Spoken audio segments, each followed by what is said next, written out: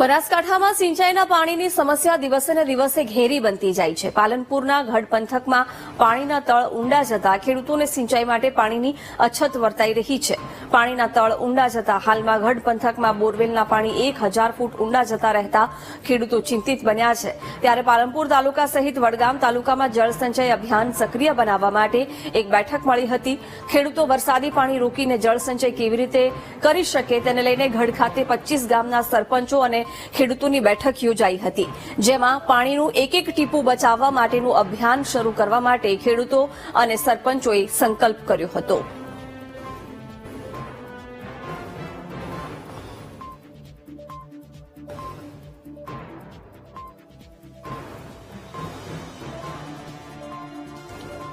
ગઢ ગામે લગભગ 20-25 ગામના ખેડૂતો સરપંચ શ્રી હાજર રહ્યા અને એમાં ગઢ ગામમાં ટીમ બનાવી, એવા દરેક ગામની અંદર ટીમ બનાવી અને જળ સંચય માટે કે જે કુવાબો રિચાર્જ, જે વરસાદી પાણી જે વહી જાય એનો કઈ રીતે ભૂગર્ભની અંદર ઉતારી અને એનો સંગ્રહ કરવો, કઈ રીતે પાણીના તળ ઉપર આવે એની માટે કાર્ય કરવું, એવી એક માહિતી આપી અને ગામ લોકોનો પણ સારો પ્રતિસાદ રહ્યો કે ભાઈ જે ગામની અંદર સારી એવી ટીમ બનાવી અને આ કામની શરૂઆત થાય એવી દરેક ગામની અંદર ઘણા સમય પછી જે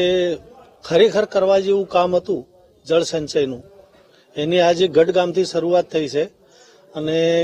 ટાકરવાડા ગામના તલાટી મેડમ એ સાથ સહકાર આપ્યો, અમને માર્ગદર્શન આપ્યું અને નવેસરથી જે આપણે પાણી ખોઈ નાખ્યા છે એ પાછા લાવવાની શરૂઆત ગામ લોકોએ સહકાર આપવાની ખાતરી આપી છે અને અમે પૂરી તાકાતથી આ કામ કરવા માટે પ્રતિબદ્ધ છીએ।